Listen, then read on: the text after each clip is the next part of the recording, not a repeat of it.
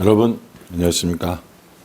1월 15일 목요일 넘치는 우리 교회 매일 묵상 시작하도록 하겠습니다. 오늘 본 말씀은 창세기 11장 1절부터 9절까지 말씀입니다. 창세기를 시작할 때 제가 말씀드린 내용 중에 하나가 뭐였냐면 창세기는 50장까지 있는데 그 중에 1장, 2장, 그리고 3장부터 11장, 12장부터 50장 이렇게 구분할 수 있다고 이야기를 드렸습니다. 그렇게 구분을 하는 이유는 뭐냐면 그런 구분을 통해서 내용들을 더 잘 이해하기 위함이겠죠. 1장과 2장에는 하나님께서 세상을 창조하시고 사람을 창조하신 이 이야기가 나옵니다.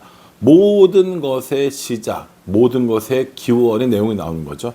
3장부터 사람들이 죄에 빠지게 되었고, 그리고 여러 가지 이 가인과 아벨의 이야기, 노아의 이야기를 통해서 사람들이 어떻게 번성해 나가는가를 알게 되었고, 거기에 하나님의 심판도 있었고 하나님의 긍휼하심도 있었다는 얘기를 살펴보았습니다. 11장에 보면 바벨탑 사건이 나오거든요. 이건 바벨탑 사건은 굉장히 중요한 사건입니다. 범지구적으로 일어났던 일들 중에 하나인 것이죠. 예를 들어서 아담과 하와, 세상을 창조하신 일, 범지구적인 일이죠. 아담과 하와를 만드신 일도 마찬가지입니다. 인간의 타락도 역시 범지구적으로 이루어지는 일이고, 노아의 홍수 또한 마찬가지입니다.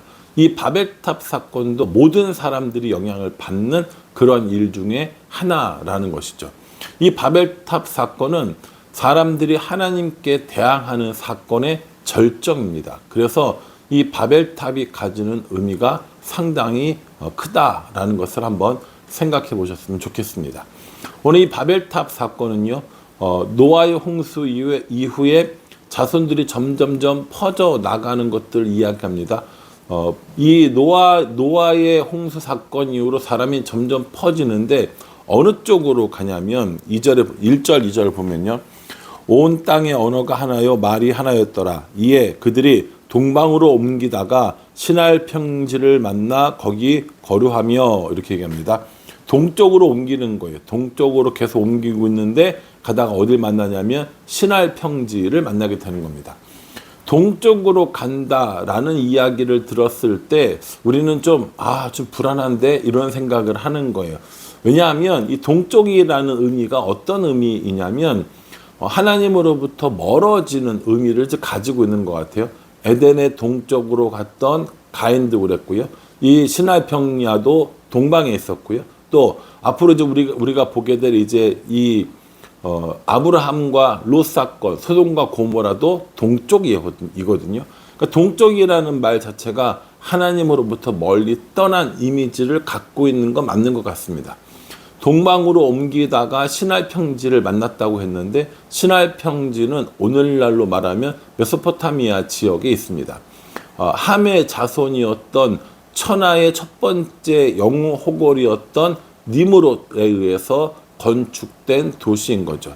이 니므롯이라는 사람이 여러 성읍을 지었는데 그 첫 번째가 바벨이고요. 그래서 나중에 이 바벨을 중심으로 해서 바벨론 제국이 만들어집니다. 또 에렉이라는 도시도 만들었다고 이 창세기 10장에 나오는데, 이 에렉이라는 도시가 우리가 흔히 말하는 우룩 혹은 우르크라고 부르는 고대에서 가장 오래된 도시로 알려진 곳입니다.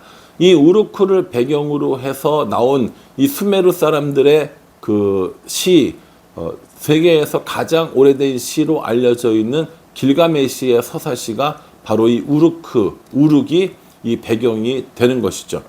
여러분 옛날에 영화 중에 마블 영화였나 그런 영화 중에 마동석이라는 그 배우가 나왔던 영화가 있었거든요. 마블 영화 중에 그 영화에 나오는 그 길가메시라고 하는 그 등장인물로 나왔거든요. 그 길가메시가 바로 이 우르크에서 살았던 왕의 이야기인 겁니다. 물론 설화가 되는 거죠. 이 길가메시는 3분의 1은 사람이고 3분의 2는 신의 모습을 가진 이런 사람으로 사람들에게 영웅 대접을 받습니다. 그래서 그 길가메시를 칭송하는 시, 물론 잘한 것도 있고 못한 것도 있어요. 그 시가 인류에서 가장 먼저 쓰여진 서사시로 알려진 길가메시의 서사시가 되는 거고, 그 길가메시의 서사시가 배경이 되는 수메르의 대표적인 도시 우르크 혹은 우룩, 그리고 성경에는 에렉이라고 나오는 도시가 바로 그 도시라는 거죠. 지금 그 지역이 여기 나오는 이 대표적인 이 바벨탑이 건축되어지는 그 지역이라고 보시면 되겠습니다. 그곳에 사람들이 모여 살았어요. 모여 살면서 뭐라고 이야기하냐면 3절에 서로 말하되 자 벽돌을 만들어 견고히 굽자 하고 이에 벽돌로 돌을 대신하며 역청으로 진흙을 대신하고 이렇게 얘기합니다. 이제 좀 기술이 발달된 거예요. 그래서 옛날에는 돌로 쌓았는데 벽돌로 쌓습니다. 여러분 돌로 쌓으면 사람들이 자신이 원하는 모양으로 만들 수 있어요? 없지요. 돌의 형태가 각각 다르기 때문에. 그리고 돌과 돌 사이를 연결하는 것도 진흙으로 만들었단 말이에요. 진흙으로 만들면 비가 많이 오거나 뭐 햇빛이 너무 강하거나 그 갈라지거나 뒤틀려질 수 있는데 이제 기술이 발달되어서 사람들이 자신들이 만들고 싶은 형태의 건물을 만들 수 있도록 벽돌을 개발한 겁니다. 그리고 이 벽돌과 벽돌 사이를 잇는 것을 진흙으로 하지 않고 역청으로 한다는 겁니다. 역청이 뭐냐면 오늘날 아스팔트 같은 이런 그 타르 종류인 건데요. 그것들이 훨씬 더 강하게 붙어 있고 오랫동안 흔들림 없이 붙어 있을 수 있도록 이제 발견한 거죠, 사람들이. 그러니까 돌이 벽돌로 대체되고 진흙이 역청으로 대체되어져서 건물을 훨씬 더 크고 튼튼하고 원하는 모양으로 만들 수 있다, 이렇게 된 겁니다. 그래서 사람들이 거기다가 이제 이 신전과 같은 바벨탑을 만드는데 이 바벨탑의 의미는 뭐냐? 4절에 보면 자 말하되 자 성읍과 탑을 건설하여 그 탑 꼭대기를 하늘에 닿게 하여 우리 이름을 내고 온 지면에 흩어짐을 면하자 하였더니 이렇게 얘기합니다. 그 탑을 쌓을 때 바벨 지역에 쌓는 탑, 그래서 바벨탑이라고 부르는데 그 바벨탑은 자신들을 위해서 지은 겁니다. 하나님을 위해서 지은 것이 아니고 하나님께 제사 지내기 위해서 지은 것이 아니고 자신들을 위해서 짓고 자신들의 이름을 내고 온 지면에 흩어짐을 면하도록 그렇게 만든 겁니다. 하나님께서 명령하신 것은 온 땅으로 흩어져서 생육하고 번성하는 게 하나님의 명령이었는데 그 명령에 정면으로 배치되면서 이제 우리의 이름을 내고 우리가 함께 모여서 강한 나라를 만들고 그 권세가 하늘에까지 닿게 하자라고 만든 게 바로 이 바벨탑이라는 겁니다. 우리는 우리들만의 바벨탑을 혹시 짓고 있는 것은 아닌지 한번 생각해 볼 필요가 있습니다. 우리 힘으로 우리의 이름을 내고 우리가 함께 모여서 이렇게 이야기하는 것이죠. 그 초점이 누구에게 있냐면 하나님께 있는 것이 아니라 사람에게 있는 것이죠. 여러분 얼마나 그 바벨탑의 명분이 좋아요. 이게 뭡니까? 이게 휴머니티거든요. 우리의 힘으로 우리의 이름을 내고 우리가 흩어짐을 면하기 위하여 우리의 공동체를 이게 그 주장할 수 있는 이 바벨탑을 짓자라고 이야기하는 겁니다. 문제는 뭐냐면 여기에 하나님은 없는 거예요. 여기에 하나님은 없는 겁니다. 우리가 얼마든지 좋은 건축물을 만들거나 뭐 좋은 공동체를 만들거나 할 수 있는데 좋은 건축물, 좋은 이 공동체는 결국 하나님이 빠지면 안 된다라는 것을 이야기해 주고 있습니다. 우리가 앞으로 교회를 짓게 될지 안 짓게 될지 어떤 교회를 짓게 될지는 모르겠지만 어떤 교회를 짓더라도 형태가 아름다운 교회가 아니라 하나님이 함께 계시는 교회를 지어야 한다라는 겁니다. 우리가 사람들이 모여서 함께 예배 드리고 이렇게 모여서 하는데 우리가 재미있고 우리가 신나고 우리가 행복한 공동체를 만드는 것이 아니라 하나님께서 기뻐하시는 하나님이 함께 하시는 그런 공동체를 짓는 것이 중요하다라는 것이 오늘 바벨탑 사건이 우리에게 주는 교훈이라는 겁니다. 사람들이 자신의 힘으로 자신의 이름을 내고 흩어짐을 면하게 하기 위해서 이렇게 바벨탑을 짓고 있는 걸 하나님께서 보시러 내려왔다라고 이렇게 얘기합니다. 사람들이 이렇게 쭉 쌓아서 하늘에 닿자고 이야기하지만 하나님은 저 높은 곳에서 이 바벨탑을 보시기 위해서 내려와야 했던 거예요. 이 얼마나 사람들이 교만하고 어리석은가를 보여주는 표현이지 않을까라는 생각을 합니다. 사람들이 하나님께로 하늘에 닿을 수 있다고 계속 쌓아가지만 결국 이것은 하나님 앞에 아무것도 아니라는 거예요. 보시기 위해서 내려와야 할 정도였다라는 것이죠. 하나님의 권세, 하나님의 권능, 하나님의 능력을 보여주시면서 사람들이 이렇게 자신들의 이름을 내고 자신들을 위하여서 탑을 쌓을 수 있는 이유는 언어가 하나이기 때문에 라고 이렇게 이야기합니다. 그래서 이때 하나님께서 모든 사람들의 언어를 바꿔버리시는 겁니다. 서로 알아듣지 못하게, 서로 소통하지 못하게 되어버리는 거죠. 갑자기 어느 날 언어가 다 바뀌어버리니까 이 사람들이 서로 소통이 됩니까? 안 되겠죠. 뭐 물 달라고 그러는데 돌 갖다 주고 이런 식이면 공사가 진행되겠어요? 안 된단 말이에요. 그래서 이 바벨이라는 말의 의미가 뭐냐면 혼잡 혹은 혼란이라는 뜻을 가지고 있습니다. 혼잡과 혼란한 시기가 도래된 거죠. 왜요?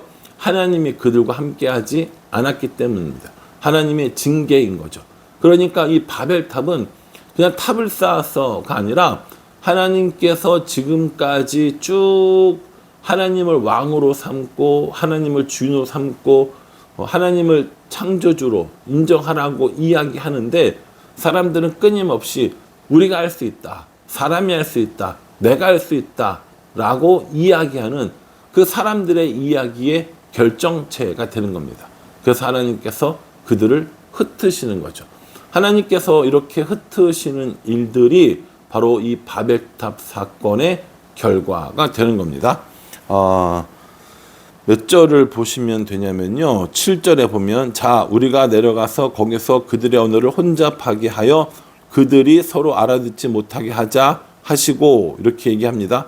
그리고 9절에 그러므로 그 이름을 바벨이라 하니 이는 여호와께서 거기서 온 땅의 언어를 혼잡하게 하셨음이니라 이렇게 얘기합니다. 언어를 혼잡하게 하고 그래서 그곳 이름을 바벨이라고 하고 이런 일들이 벌어진 거죠. 하나님의 명령은 뭐냐면 온 땅을 다스리고 온 땅에 번성하고 온 땅에 충만하라 라고 했는데 사람들은 자신의 이름을 내고 자신들이 함께 모여 살기 위한 시도를 했다라는 겁니다. 그래서 마지막에 보면요. 9절에 보면 9절 마지막에 이렇게 얘기합니다.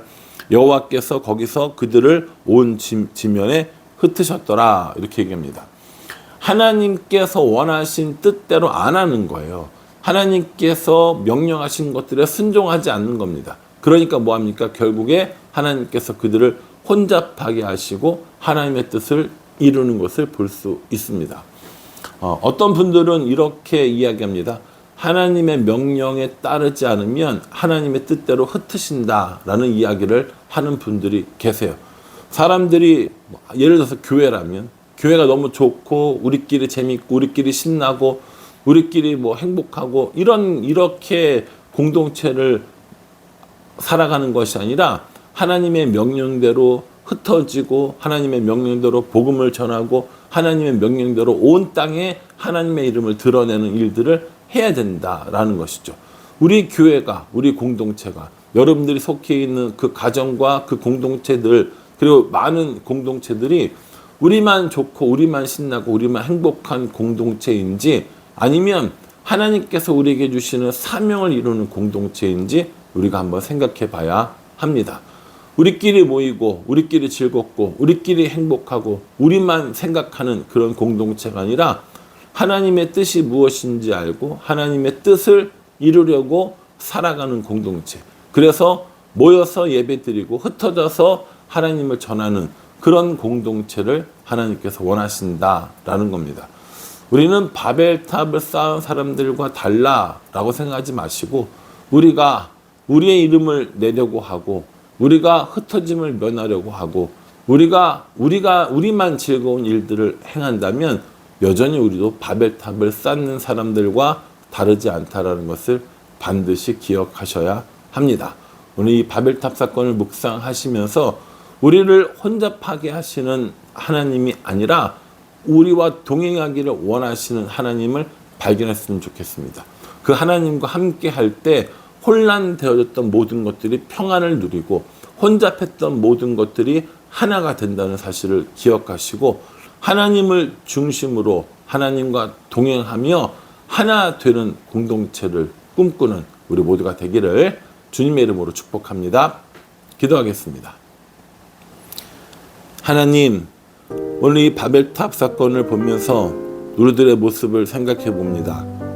우리는 내 힘, 내 능력, 또 우리가 함께 모이는 이런 것들만 추구하고 있는 것은 아닌지 돌아봅니다.